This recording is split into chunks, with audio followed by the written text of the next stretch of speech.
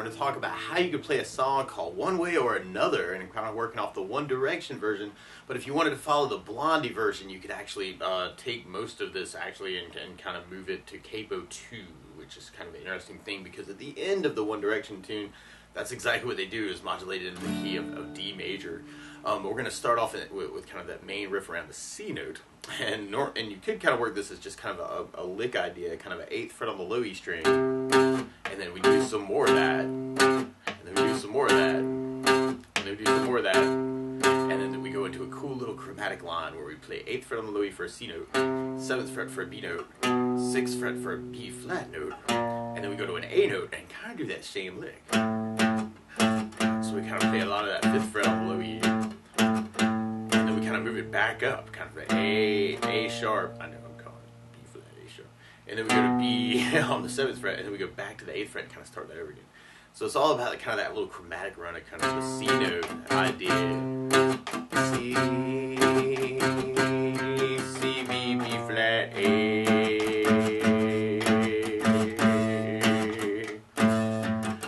sharp, B, C. And if you wanted to, you could make that really thick by adding some power chords. And you play a C5 power chord by doing first finger on the low E 3rd fret, or 8th fret, 3rd finger on the A string on the 10th fret. So I got 8th fret on the low E, 10th fret on the A string, kind of working a power chord kind of shape idea of kind of playing a C and a G note at the same time, just on C5 because you got C, D, E, F, G is a 5. And then we can kind of take that idea and slide it down one to the B5, slide it down another one to the B flat 5, and then go to the A5 on the 5th fret. So kind of taking that shape and just moving around. And C, C, B, B flat, A. Do that same idea, moving it back up. A sharp, B, C. So you could kind of follow that riff through that intro chorus, actually. Kind of kick it off with a couple C's. Or you could use chords. And actually that first part, the C note, would kind of get backed up with a C major chord. When we play C major, first finger goes to the B string 1st fret, 2nd finger on the D string 2nd fret, and 3rd finger on the A string 3rd fret. And if you strum the A string to the high E string, that sounds a C major chord, and it sounds really, really happy. Now, normally on C's, it can be kind of cool to lift off the first finger and make that a C major 7, or you could even add that in the pinky on the B string 3rd and kind of work that for your C chord. Or you might want to do a C major 9 a different way, where you do first finger on the D 2nd, 2nd finger on the A 3rd, 3rd finger on the B 3rd, pinky on the high E string 3rd. Might be kind of a cool way to kind of work the C too. And then from the C we go to an A note, so we can kind of back that up with an A major chord. The A major. First finger stays on the D 2nd, 2nd finger on the G 3rd, pinky or 3rd finger on the B string 2nd fret. So we can party on the 2nd fret on the D and the G and the B string for A major. Or you get normally around A's. It can be kind of cool to lift off the 3rd finger, make that an A suspended 2nd, or you can add in the pinky on the B 3rd for an A suspended chord, kind of say some things around A's. So, or randomly you could use an A7 sus, where you do first finger on the D 2nd, 2nd finger on the G 2nd, 3rd finger on the B 3rd, pinky on the high E 3rd, kind of working that for your A. So this is that C, A7 sus for you just starting out. Maybe that'll make it a little bit easier to kind of move there. And you could do a couple different ideas actually strumming wise. You could do just a down idea, kind of an 8 down on the C's. And I'm adding a little bit of muting just to make that a little bit sneaky. And then you kind of wait for that A change to the A major. Do that same idea. Okay. 1, 2, 3, 4, 5, 6, 7, 8. 1, 2, 3, 4, 5, 6, 7, 8. Or one of my favorite strum patterns for a 4/4 like this is down, down, up, up, down, up. So we do the C and tried that a lot. You know, down, down, up, up, down, up, down.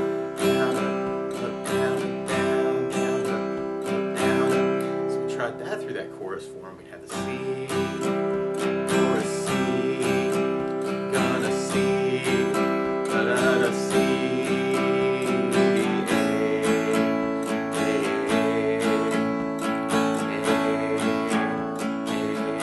or down up, down up, up, down up. Kind of a cool variation to play around with. Down up, down up, up, down up, C,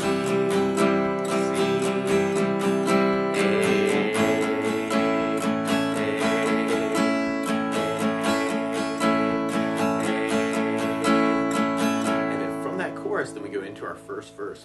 We start on an F major chord. Normally you could do this as kind of a bar F if you know that one. We'll talk about an easy way too, but you do first finger across the entire first fret, second finger on the G string second fret, third finger on the A string third fret, and the pinky on the D string third fret. If you strum all those together, that sounds like an F major chord, and it sounds really happy. Now a good substitute for that is an F major 7, where you do first finger on the B first fret, second finger on the G second, third finger on the D third, and kind of strum the top 3 strings for an F major 7. Or if you're digging on the power chords, kind of working the riffs, you can do an F5 power chord, where you do first finger on the low E first fret, third finger on the A string third fret, kind of working those 2 notes for your F, kind of playing an F and a C note as your root and fifth. And then from there we go to an A minor chord. Happy A, now we're going to a sad A. And the way you play A minor, first finger goes to the B on the first fret, second finger on the D second fret, third finger on the G string second fret. And if you strum all those together, that sounds an A minor chord, and it sounds really sad. Now it might also be kind of cool to lift off the third finger and make that an A minor 7, or you could add in the pinky on the high E third for an A minor 7. And then from the A minor we go to a G major chord. The way you play G major, first finger goes to the A second fret, second finger on the low E third fret, third finger on the high E third fret.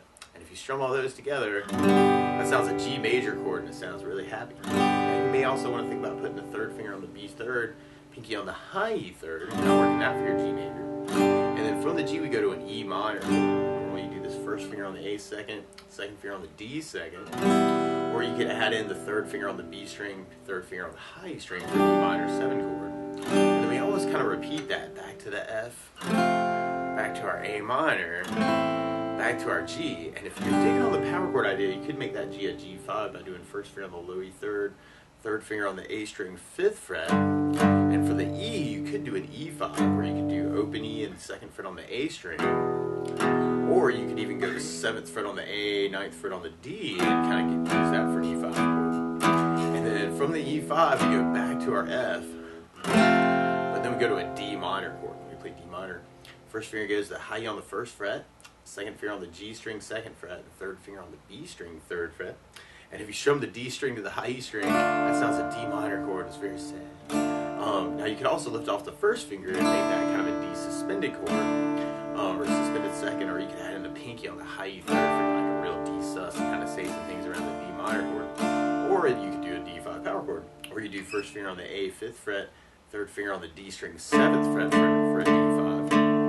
And then from the D minor we go to an E, but now it's an E major chord. So you could kind of do that either E5 idea, or you could use an E major chord, where you do first finger on the G 1st fret, second finger on the A string 2nd, third finger on the D string 2nd. And if you strum all those together, that sounds like an E major chord. Sounds really happy. Now you may also want to think about lifting the third finger, making that an E7, or you could add in the pinky on the B string 3rd for an E7 chord. Or anytime I see E7, I'm like, oh man, I'll play an E9 because I love the sound of that. So I could go first finger on the D6, second finger on the A string 7, third finger over the 7 on the G, B, and the E string, like little third finger bars. So you can kind of throw that in too if you kind of dig on that. And you could kind of follow it with just the power chord idea, just kind of F, A, G, E minor. Or you can kind of use the big chords, F, A minor, E, or you can even mix it up between those, which can be cool.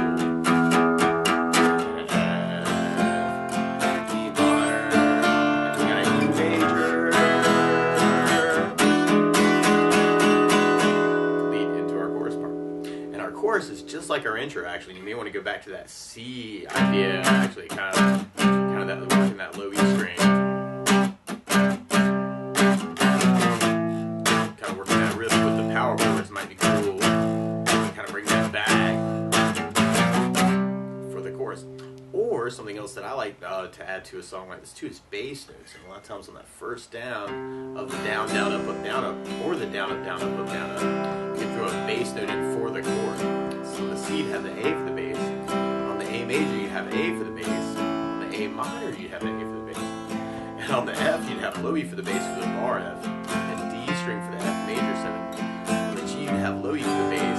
And on the E minor you'd have low E for the bass. And on the D minor we'd have the D for the bass. On the E major you'd have low E for the bass. So we try adding basses to our chorus. You'd have the C,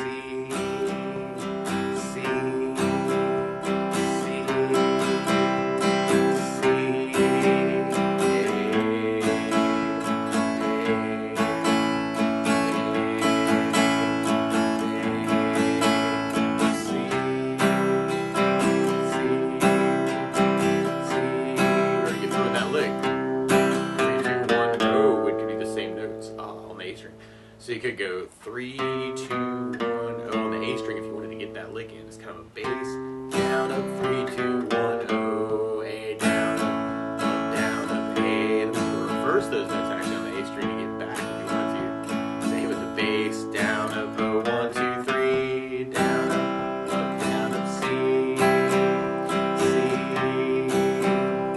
with the bass, down, up, 3, 2, 1, oh. So that might be kind of a cool thing to play around with too. And then from that chorus, then we go into our next verse. We had a bassist that F, A minor, G, E minor, F, A minor, G, E minor, F, E minor, then our E major. We got some extra E's actually on the end of that. So that verse. We're gonna do some extra downs to lead into the bridge part. And the bridge part is actually kind of cool. It's like a little abbreviation of our intro idea of kind of that C5. But then we go right into that walk down to the A. So you can even kind of follow that as the lick idea. We just don't do as many hits on each chord, kind of changing chords a little bit faster. Or there's another kind of feel that kind of happens there actually that you could do kind of do the down idea, kind of 2 C's and 2 A's through the bridge. Or you could do the down, down, up, up, down, up if you're kind of digging on that. Or there's this other strange, cool feel that kind of comes in there where you may feel it as a long down, down, down, up. So you can have kind of the C with the down, down, down, up, C, down, down, up, A, down, down, up, A, down, down, up, C, down, down, up, C, down, down, up, A, down, down, up, A, 1, 2, 3, down, down, up, C, A,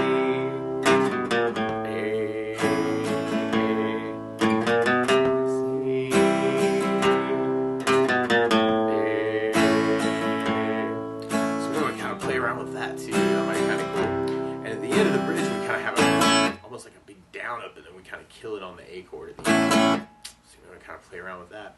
And then we modulate keys, which means we change keys. And our intro riff that was kind of working from 8th fret to the 5th fret now becomes a riff that works off a 10th fret on the low E string. And then we kind of go from 10, 9, 8 to 7th fret on the low E string to the B notes. So we kind of have a chorus return, but now we're adding 2 frets to everything. So D, D, flat C,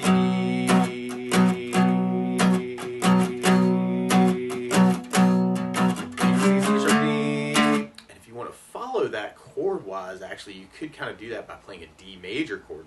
Now, a really easy solution, and actually this is how the Blondie would line up there, would be taking a capo, and if you put the capo on 2nd fret, then now your C is really a D major chord, and your A major is really a B major chord, and your F would really be a G, your A minor would really be a B minor, your G would really be an A major, and your E minor would really be an F sharp minor, and your E major will really be an F sharp major. So it's a little interesting because that's the original key, actually, kind of the Blondie key is actually kind of that way. So you could even just think about this as your chorus with your chords, with your capo, and you would be playing the D major for this, on the C chord, and you can even throw in that lick right to the A, and just kind of work it that way. You got a good big hit right before that, actually. That might give you a little bit of time to just grab a capo and kind of throw it on. Or if you wanted to, instead of doing the capo, you could just play a D major chord. Let me play D major. First finger goes to G 2nd fret, 2nd finger on the high E 2nd fret, 3rd finger on the B string 3rd fret. And if you strum the D string to the high E string, that sounds a D major chord, and it sounds really, really happy. From the D, we'd be going to a B major chord. Normally you could do this as kind of a 2nd fret bar, 3rd finger over the D, G, and B strings is kind of a B major.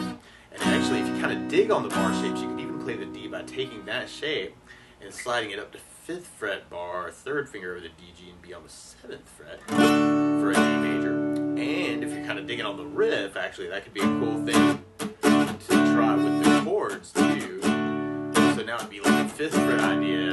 5, 4, 3 to 2nd fret on the A string.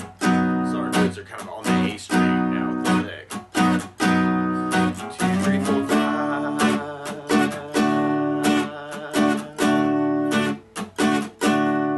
5, 4, 3, 2. So play around with that too.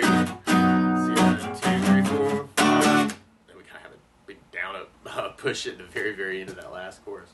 But that's the basics of how you can strum through one way or another, kind of working off the One Direction version, but you could definitely follow Blondie. Just grab that capo and throw it on 2nd fret when you start. So good luck.